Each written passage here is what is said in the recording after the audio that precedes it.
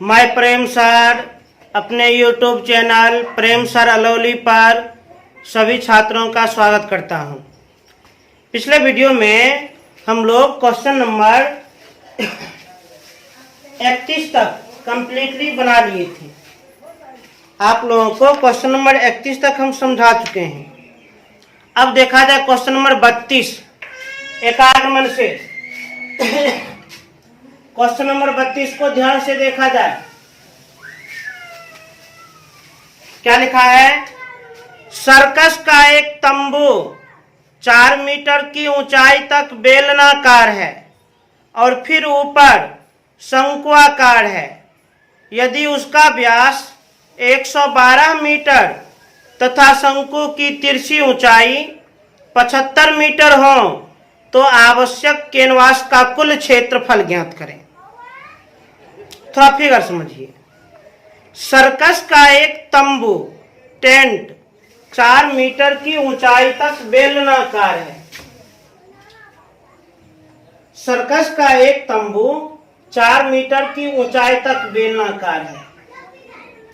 Circus का एक तंबू कितना? तो 4 मीटर की ऊंचाई तक बेलनाकार है।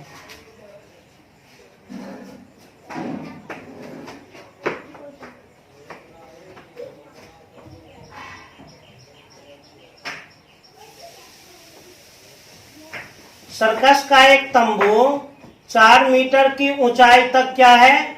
बेलनाकार है, बेलन के आकार का। और फिर ऊपर शंक्वाकार है। और फिर ऊपर कैसा है? शंक्वाकार, शंकु के आकार का। फिर ऊपर कैसा है? शंक्वाकार, शंकु के आकार का।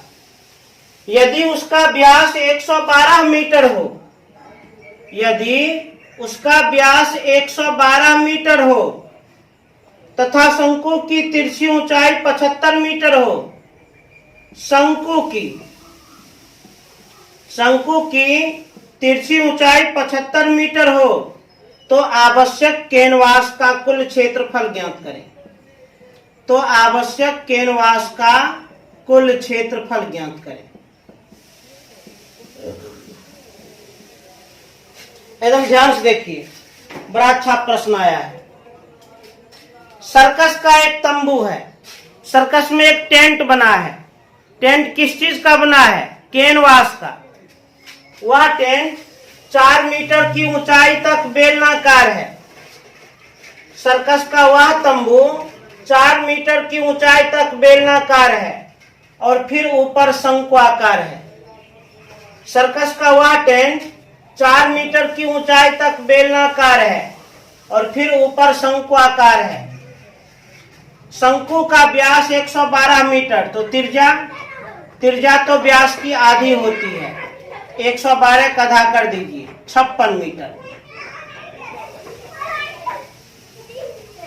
त्रिज्या कितना हो गया? 56 मीटर। उसके बाद शंकु की तिरछी ऊंचाई 75 मीटर है। शंकु की तिरछी ऊंचाई कितनी है? 75 मीटर। तो आवश्यक कैनवास का कुल क्षेत्रफल ज्ञात करें। इस टेंट को बनाने के लिए प्रयुक्त कैनवास का कुल क्षेत्रफल ज्ञात करें। तो आप लोग पहले दिमाग लगाइए। आप लोग सोच लीजिए कि आपके सामने में इसी प्रकार का एक टेंट बना है। आप लोग विचार कर लीजिए कि आपके सामने में इसी प्रकार का एक टेंट बना है, तो उसमें कैनवास कहाँ होगा? तो निश्चित रूप से शंकु के वक्र पृष्ठ में होगा और बेलन के वक्र पृष्ठ में होगा। इस प्रकार के टेंट में, तंबू में कैनवास कहाँ होगा? तो शंकु के वक्र पृष्ठ में और बेलन के वक्र पृष्ठ में। इसलिए डायरेक्ट हम इसको सॉल्व कर सकते हैं। कैनवास का कुल क्षेत्रफल। कैनवास का कुल क्षेत्रफल कैसे ज्ञात करें? तो इसके लिए शंकु के वक्र पृष्ठ प्लस बेलन का वक्र पृष्ठ। फॉर्मूला शंकु का वक्र पृष्ठ πr_l प्लस बेलन का वक्र पृष्ठ 2πr_h क्या पाई का कुछ मान दिया गया भी है? नहीं। जब पाई का कोई भी मान नहीं दिया हो तो 22/7 नहीं 22/7 गुना त्रिज्या। तो शंकु के आधार की त्रिज्या 56 मीटर, तिरछी ऊंचाई 75 मीटर प्लस 2 पाई का मान 22/7। त्रिज्या बेलन के आधार की त्रिज्या 56 मीटर। अरे त्रिज्या शंकु और बेलन दोनों के लिए एक समान है। अब ऊंचाई, यह बेलन की ऊंचाई, अब बेलन की ऊंचाई 4 मीटर। अब लगता है ये कट सकता है तो 7 7 8 56 7 7 8 56। अब कुछ कॉमन यहाँ पर 22 गुना 8 गुना 75 प्लस 22 गुना 8 गुना 2 चौक 8। कॉमन क्या आएगा? ध्यान से देखिए, इधर भी 22 और 8 गुना में, इधर भी 22 और 8 गुना में, तो 22 गुना 8 गुना के रूप में कॉमन पोस्ट प्रारंभ, तो 22 और 8 गुना के रूप में कॉमन तो बच गया 75 प्लस 22 और 8 गुना के रूप में कॉमन तो बच गया 8। 22 गुना 8 गुना 83। अब ये तीनों को गुना कर लीजिए और जितना गुणनफल होगा उतना मीटर स्क्वायर आंसर, जितना गुणनफल होगा उतना मीटर स्क्वायर आंसर, अर्थात कैनवास का कुल क्षेत्रफल उतना ही मीटर स्क्वायर होगा। अब अगला प्रश्न को देखा जाए। 8 सेंटीमीटर ऊंचाई और 6 सेंटीमीटर त्रिज्या वाले एक ठोस बेलन से 8 सेंटीमीटर ऊंचाई और आधार त्रिज्या 6 सेंटीमीटर वाला एक शंक्वाकार छेद काट लिया जाता है। बचे हुए ठोस का आयतन ज्ञात करें। सबसे पहले फिगर को समझा जाए, चित्र को समझा जाए ध्यान से। 8 सेंटीमीटर ऊंचाई और 6 सेंटीमीटर त्रिज्या वाले एक ठोस बेलन से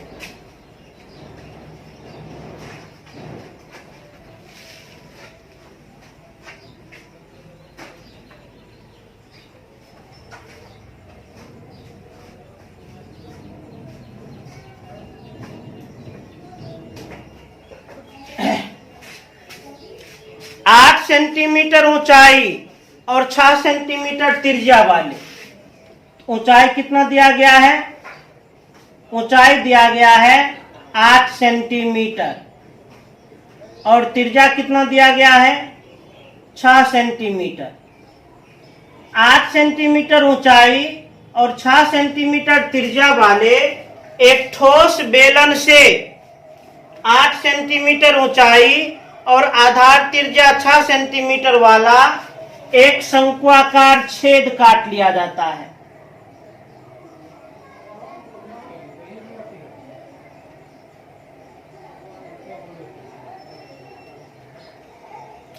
इस बेलन से क्या किया जाता है? शंक्वाकार छेद काट लिया जाता है।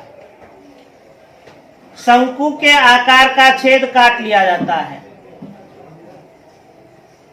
बेलन से क्या किया जाता है? शंक्वाकार छेद काट लिया जाता है। शंकु के आकार का छेद काट लिया जाता है। शंकु का ऊंचाई भी 8 सेंटीमीटर ही है और शंकु की त्रिज्या भी 6 सेंटीमीटर है। तो क्या पूछ रहा है? बचे हुए ठोस का आयतन ज्ञात करें।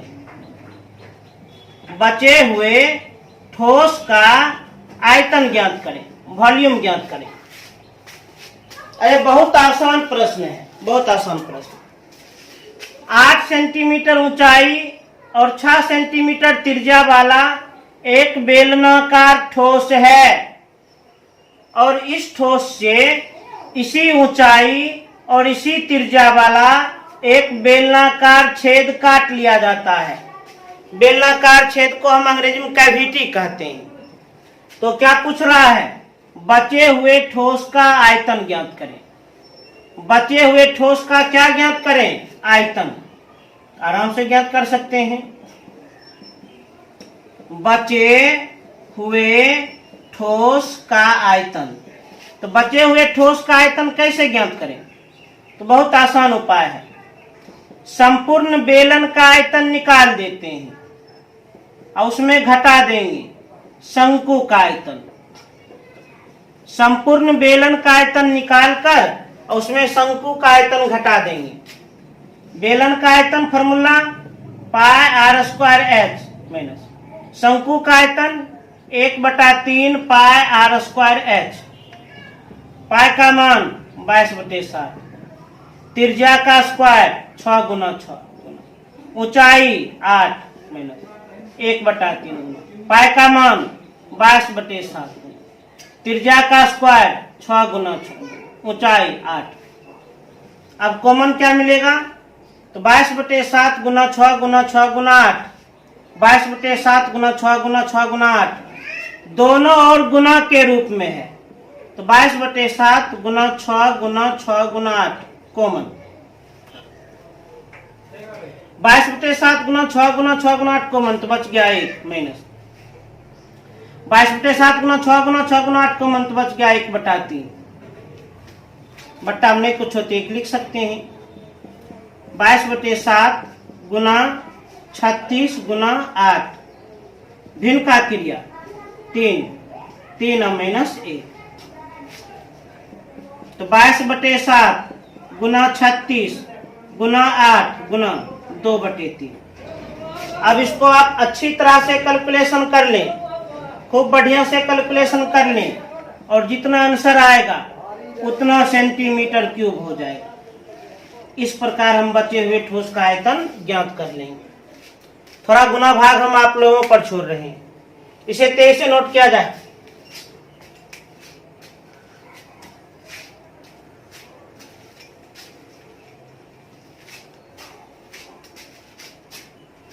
अब देखा जाए क्वेश्चन नंबर 34।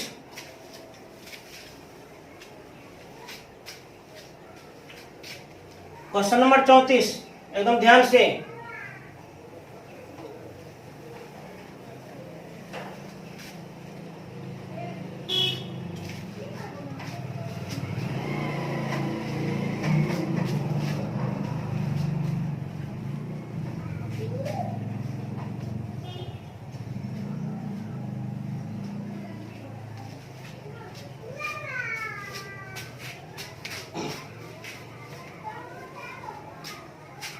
क्वेश्चन नंबर 34 क्या कहता है? एकदम शांतिपूर्वक सुनिएगा, शांतिपूर्वक समझिएगा। कहता है एक शंकु के आकार का कैनवास का तंबू बनाना है, जिसके आधार का व्यास 16 मीटर तथा ऊंचाई 15 मीटर है। यदि कैनवास की चौड़ाई 2.2 मीटर हो तो कितना मीटर कैनवास लगेगा? क्या कह रहा सुनिए। एक शंकु के आकार का कैनवास का तंबू बनाना है। एक शंकु के आकार का कैनवास का तंबू बनाना है। कैसा तंबू बनाना है? शंकु के आकार का। एक शंकु के आकार का कैनवास का तंबू बनाना है, जिसके आधार का व्यास 16 मीटर। जिसके आधार का व्यास कितना है? 16 मीटर तथा ऊंचाई 15 मीटर। तथा ऊंचाई कितना है? ऊंचाई है 15 मीटर। अरे शंकु के आकार का कैनवास का तंबू बनाना है, कैनवास का टेंट बनाना है, जिसके आधार का व्यास 16 मीटर और जिसकी ऊंचाई 15 मीटर। यदि कैनवास की चौड़ाई 2.2 मीटर है। वैसे जान लीजिए कैनवास जो है सामान्य तौर पर आयत की तरह होता है। कैनवास समान तौर पर कैसा होता है? आयत के तरह होता है, आयत के तरह। यदि कैनवास की चौड़ाई 2.2 मीटर हो, कैनवास की चौड़ाई कितनी हो? 2.2 मीटर हो, तो कितना मीटर कैनवास लगेगा? अर्थात कैनवास की लंबाई पूछ रहा है। कैनवास आयत के आकार का होता है, जान लीजिए। एकदम ध्यान से सुनिए, बहुत आसान प्रश्न है।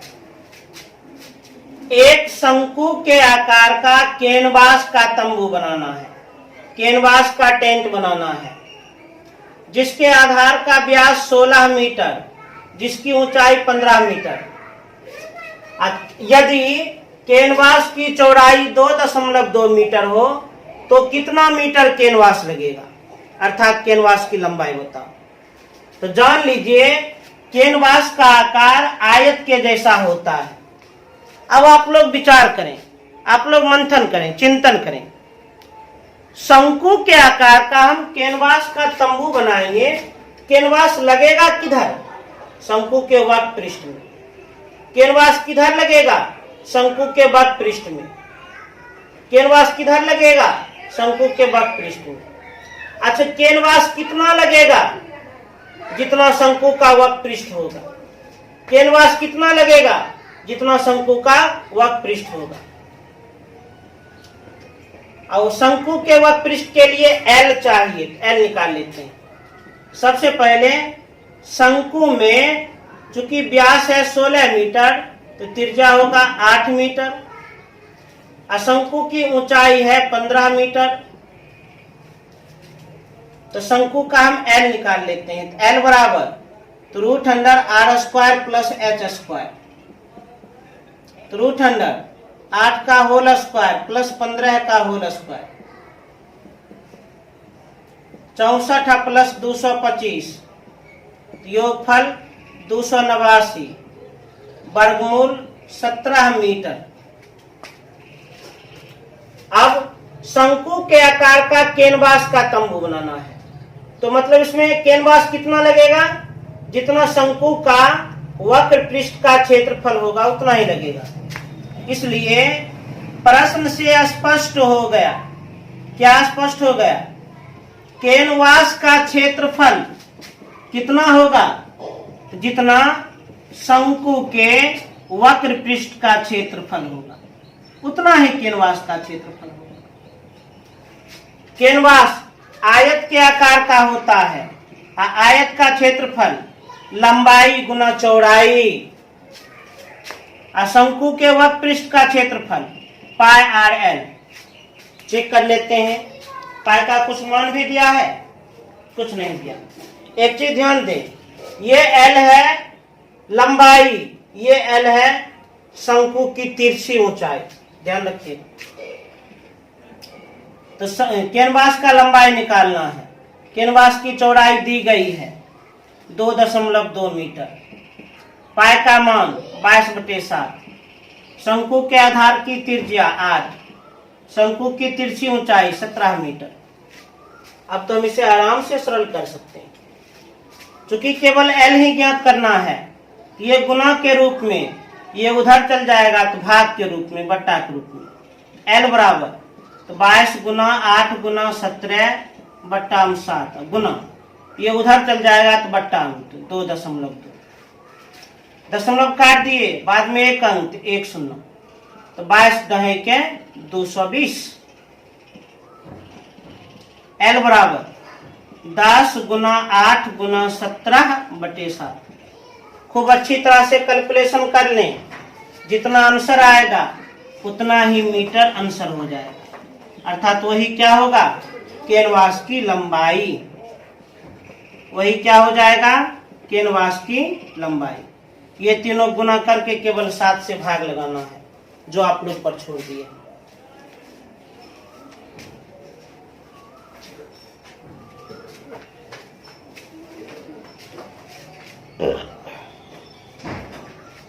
अब ध्यान दीजिए, पहले से 23 से नोट किया जाए, एकदम 23 नोट करें।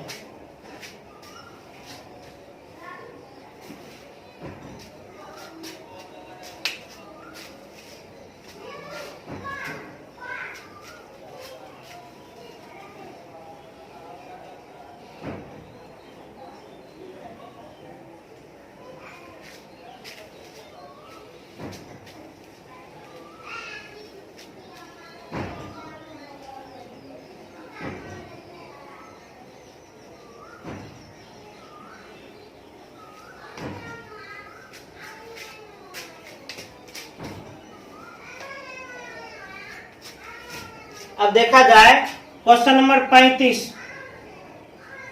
एकदम शांतिपूर्वक।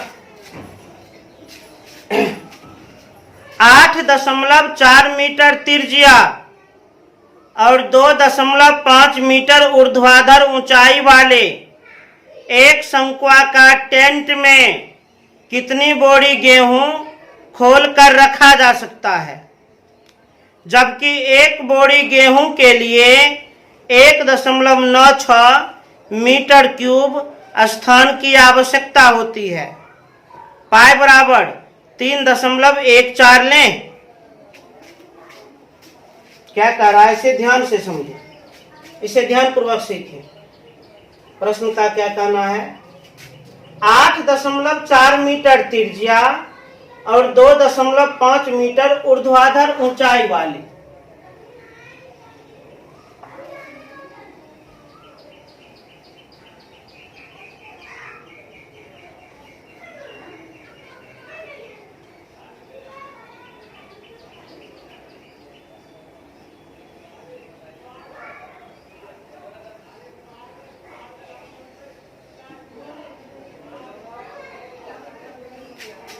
ध्यान दीजिए, 8.4 मीटर त्रिज्या, 8.4 मीटर त्रिज्या और 2.5 मीटर ऊर्ध्वाधर ऊंचाई वाले, 2.5 मीटर ऊर्ध्वाधर ऊंचाई वाले शंक्वाकार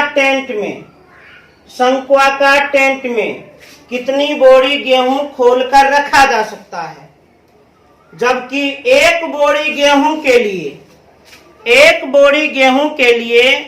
1.96 मीटर क्यूब स्थान की आवश्यकता है। एक बोरी गेहूं के लिए, इसका मतलब एक बोरी गेहूं का आयतन, एक बोरी गेहूं का आयतन कितना दिया है, 1.96 मीटर क्यूब। तो क्या कहता है, कितनी बोरी गेहूं खोलकर रखा जा सकता है, अर्थात बोरी की संख्या बताओ, संख्या बताओ। इसको आप ऐसे समझिए, एक शंक्वाकार टेंट बना है, एक शंक्वाकार तंबू बना है, एक शंक्वाकार गोदाम बना है। उसमें गेहूं के बोरी को खोल कर रखना है। उस तंबू में, उस टेंट में, उस गोदाम में गेहूं के बोरी को खोल करके रखना है, खोल करके, उछल करके। और जब एक बोरी गेहूं को खोल देते हैं तो टेंट का इतना स्थान ले लेता है। जब एक बोरी गेहूं को उछल देते हैं तो टेंट का इतना स्थान ले लेता है। तो उस टेंट में कितने बोरी गेहूं को खोल कर रखा जा सकता है, कैसे ज्ञात करेंगे? तो सबसे पहले हम ये निकाल लेते हैं उस टेंट का आयतन कितना है, उस संपूर्ण टेंट का आयतन कितना है, अर्थात उसमें स्थान कितना है, और उसके बाद एक बोरी गेहूं के आयतन से भाग लगा देंगे, आराम से बन जाएगा। तो बोरी की संख्या कैसे ज्ञात करेंगे? बोरी की संख्या बहुत आसानी से ज्ञात कर लेंगे। टेंट का आयतन अब बटे एक बोरी गेहूं का आयतन, एक बोरी गेहूं का आयतन।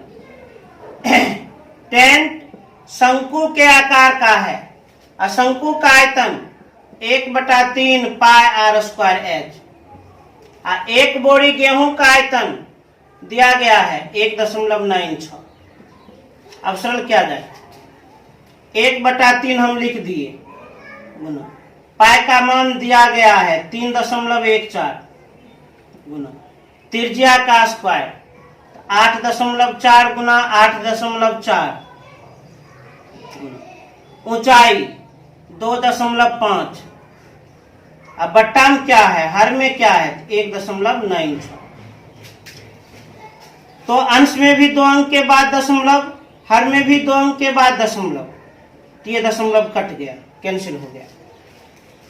उसके बाद ये दशमलव को काट दिए, गुना में 1 दशमलव काट दिए, बाद में 1 अंक 1 शून्य, इसको भी काट दिए, बाद में 1 अंक 1 शून्य, इसको भी काट दिए, बाद में 1 अंक 1 शून्य। और कट रहा है 3 से, 3 से कट रहा है, 3 दूनी 6, 3 8 24, और कट रहा है, अब लगता है 4 से कट रहा है, 4 7 28, 4 चौक 16, 4 9 36,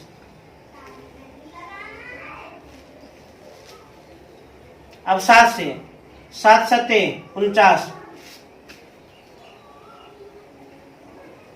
अब पुनः 7 से ये कट रहा है, 7 7 का 7, 7 दूनी 14, तो कितना, तो 314 गुना 12 गुना 25 बटे 1000।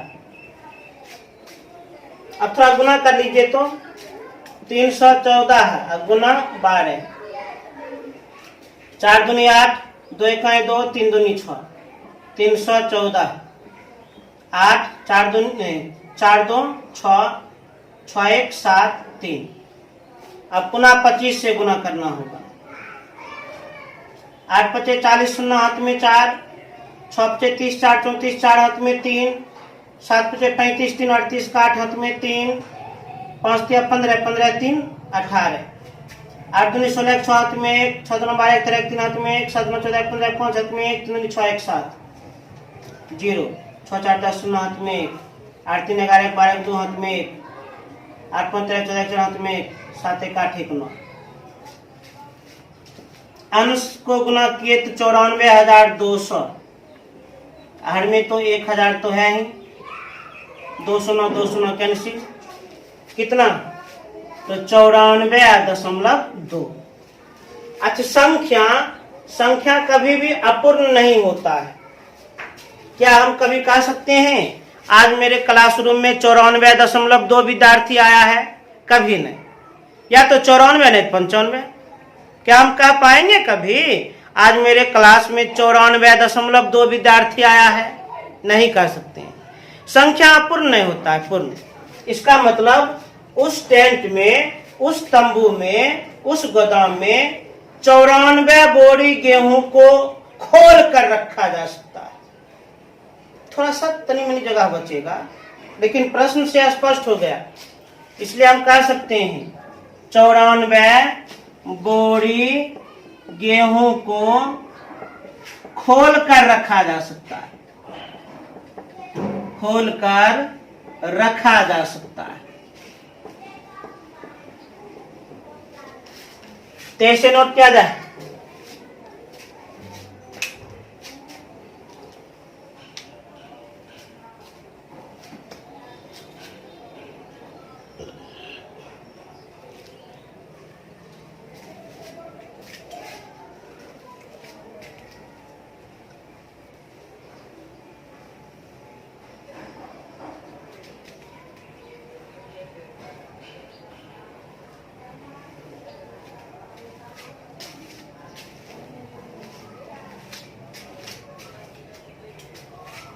अब ध्यान दीजिए,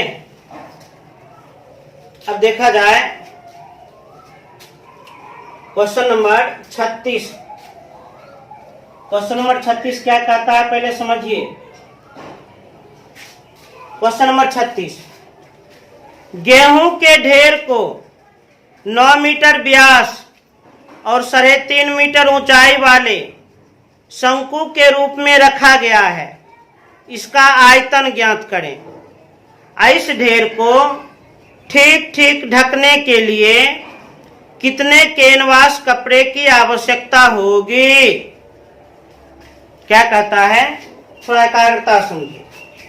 गेहूं के ढेर को शंकु के रूप में रखा गया है। गेहूं के ढेरी को शंकु के रूप में रखा गया है। अरे किसान, जब गेहूं को समेट दिया न, एकदम ऐसे करके पूरा पूरा समेट दिया, तो शंकु के रूप में बन गया। धान के महीना में नहीं करते हैं क्या?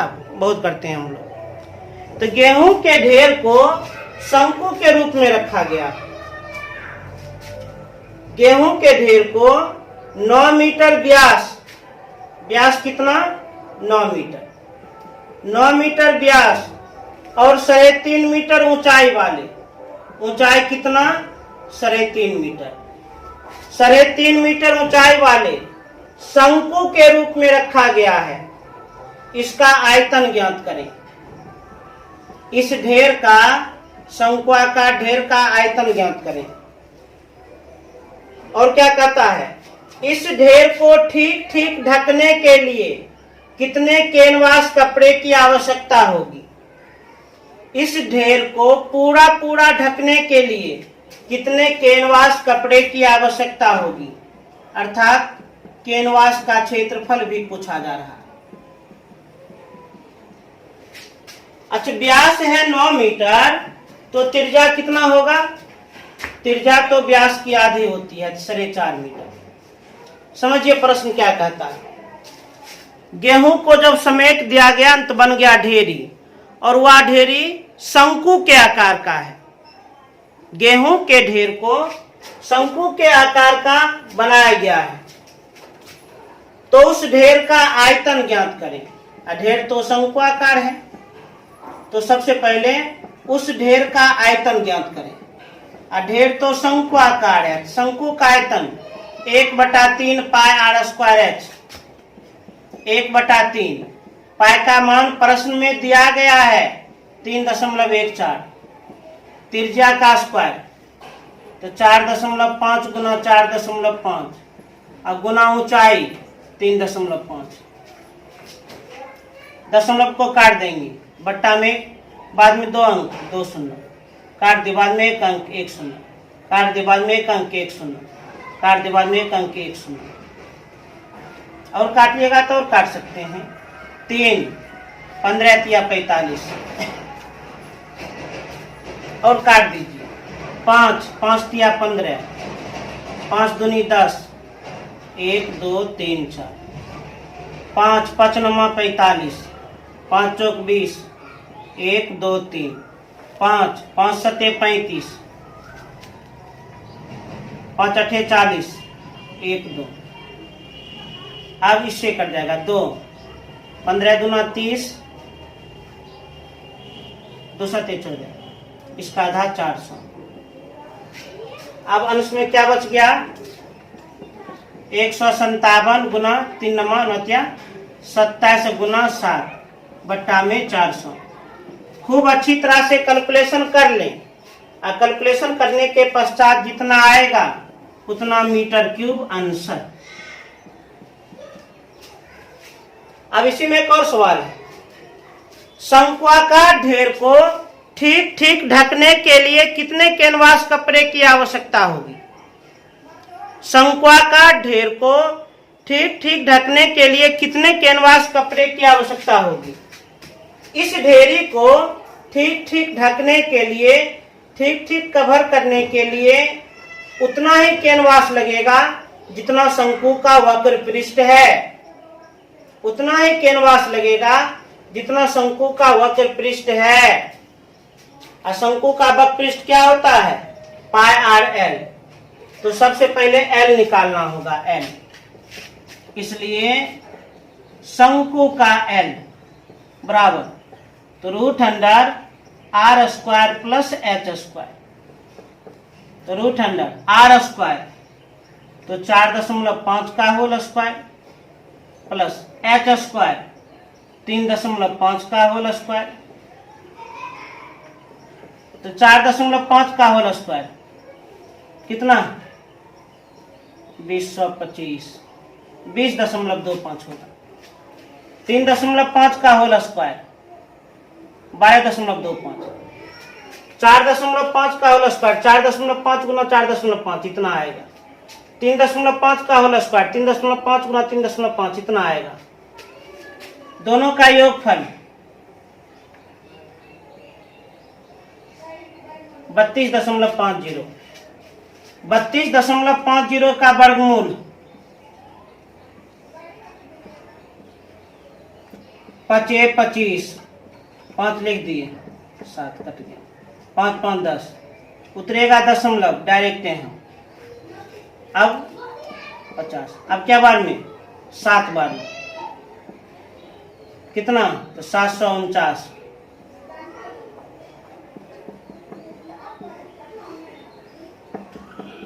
तो 5.7। तो शंकु का तिरछी ऊंचाई ज्ञात कर ली।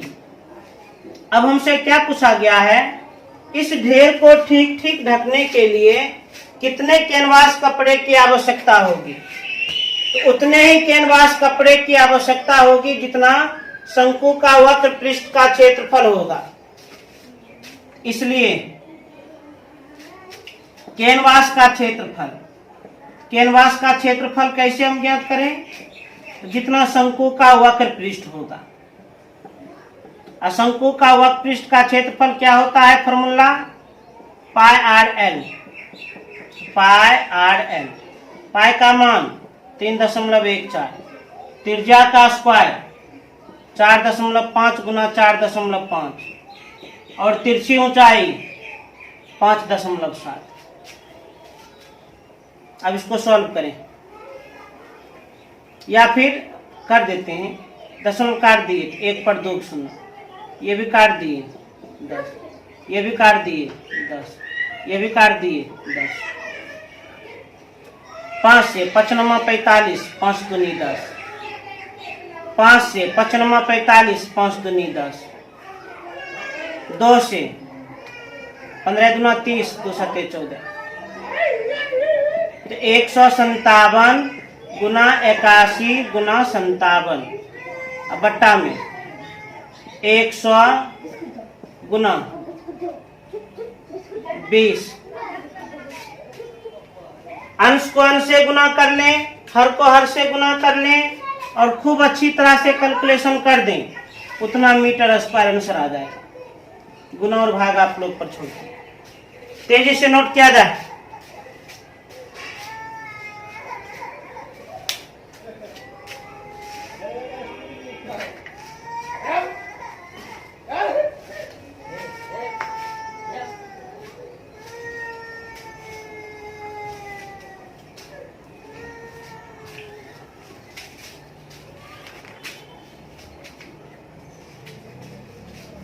अब 2 प्रश्न बच गया है, 37 और 38।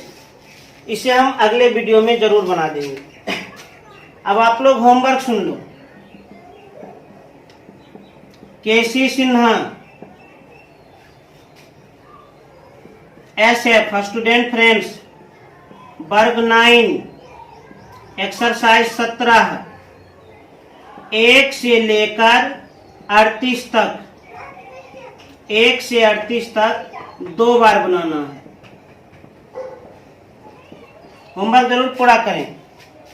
केसी सिन्हा स्टूडेंट फ्रेंड्स, वर्ग 9 एक्सरसाइज 17, जिसमें हम आप लोग को शंकु बताए 1 से 38 तक, मतलब कंप्लीट चैप्टर को पूरा करना है और 2 बार बनाना है।